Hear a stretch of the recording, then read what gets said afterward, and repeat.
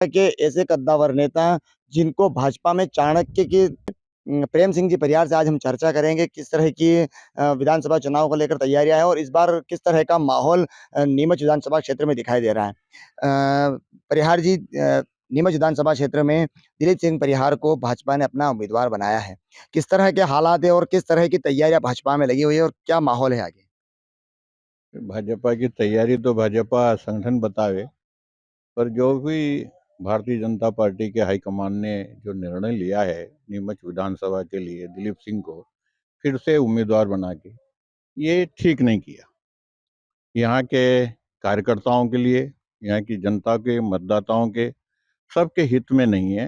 ये दिलीप सिंह परिहार एक योग्य उम्मीदवार नहीं है, ये योग्य जनप्रतिनिधि भी नहीं है क्या।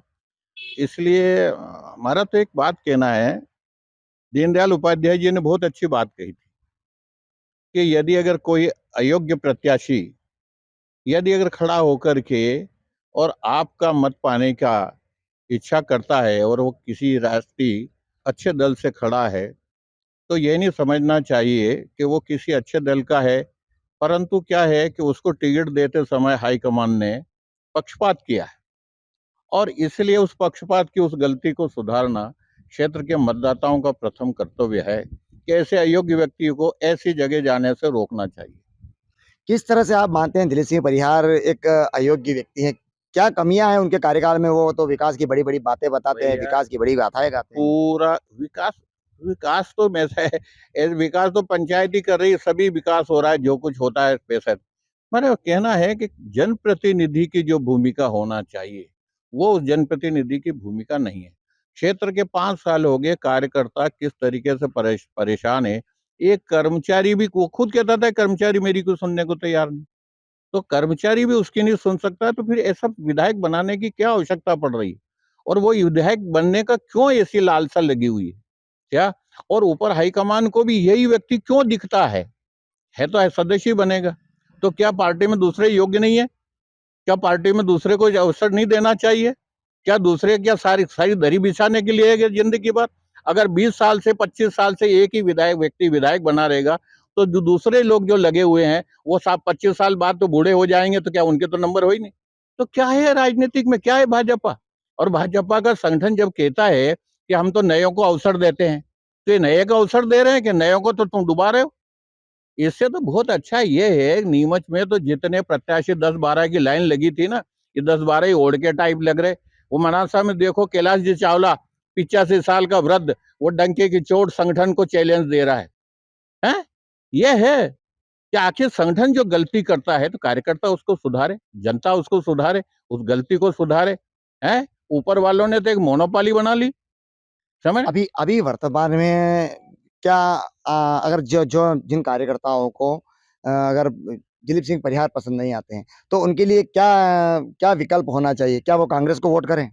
भाई ये देखकर सुन ले, हम तो ये कहना चाहते हैं कि ऐसे व्यक्तियों को, चाहे जिन्होंने भी गलत तरीके से, मैं तो कह रहा हूँ चाहे बीजेपी और कांग्रेस हो, अगर किन्हीं के हाईकमान ने गलत तरीके से निर्णय किया, तो ये देश और इस क्षेत्र के विधानसभा के मतदाताओं को ये चाहिए कि ऐसे व्यक्तियों को विधानसभा जाने से रोके और तीसरा विकल्प खड़ा करे और विकल्प खड़ा करके अच्छे आदमी को भेजे। आपकी नज़र में कोई ऐसा विकल्प दिखाई देता है जिसको इस विधानसभा चुनाव में खड़ा करके बहुत सारे अच्छे योग्य कार्यकर्ता है मैदान में, अगर आना चाहेगा तो जनता और मतदाता तो आज भी तैयार खड़े हैं, दोनों के खिलाफ खड़े हैं। हाँ? कांग्रेस के जो उम्मीदवार हैं उमराव सिंह गुर्जर, उनको लेकर क्या कहना चाहेंगे आप? नहीं, मैं तो कहता हूँ कांग्रेस देख रही है, कांग्रेस के खुद लोग कह रहे हैं, समझ गया ना। एक व्यक्ति की मोनोपाली से उन्होंने उनको बना दिया, भाजपा में मोनोपाली से कर दिया, कांग्रेस में मोनोपाली से कर दिया। कांग्रेस वाले भी सारे कार्यकर्ता वैसे ही हो रहे और भाजपा वाले भी हो रहे, और आम मतदाता भी कह रहा है कि हम तो ठगे गए। आम मतदाता भी, ऐसे उम्मीदवारों का चयन होने से आम मतदाता भी अपने आप को ठगा महसूस कर रहे हैं, उनके पास कोई विकल्प नहीं दिख रहा।